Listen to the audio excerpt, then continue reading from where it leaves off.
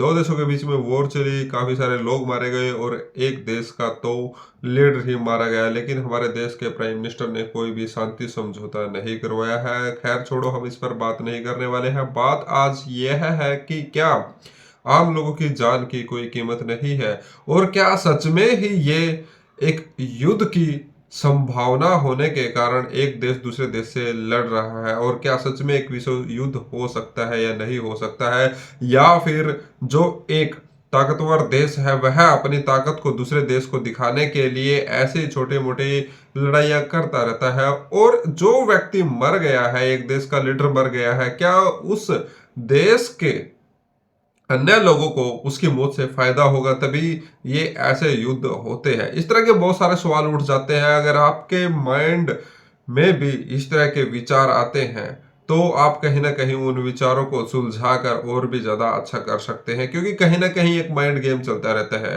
क्यों कभी भी ब्यूरोक्रेट्स है, जैसे पॉलिटिशियंस है, उनको ही टारगेट करके पूरे के पूरे देश के ऊपर कब्जा नहीं कर लिया जाता? क्या जब एक ताकतवर देश किसी दूसरे देश के ऊपर कब्जा करना चाहता है, वह कब्जा नहीं कर पाता, लेकिन उसके बावजूद वह बस छोटी मोटी लड़ाई करके शांत हो जाता है? तो ऐसा क्यों होता है? क्या रीजन है इन सब बातों के पीछे? या फिर एक ताकतवर देश दूसरे देशों को यह दिखाना चाहता है कि भाई अभी हम जिंदा हैं, हम आपसे ऊपर हैं?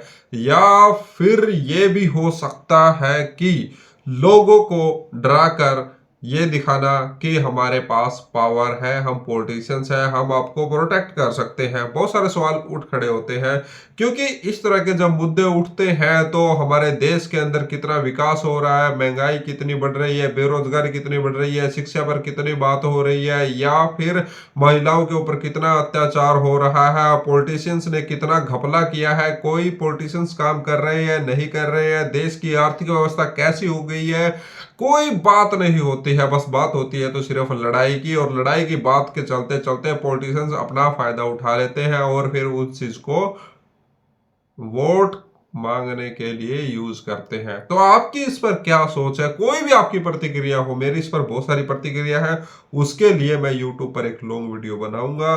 लेकिन आपकी अगर कोई प्रतिक्रिया है तो आप कमेंट सेक्शन में, DM में मुझे अपनी प्रतिक्रिया जरूर बताएं, मैं उस पर भी विचार करूंगा।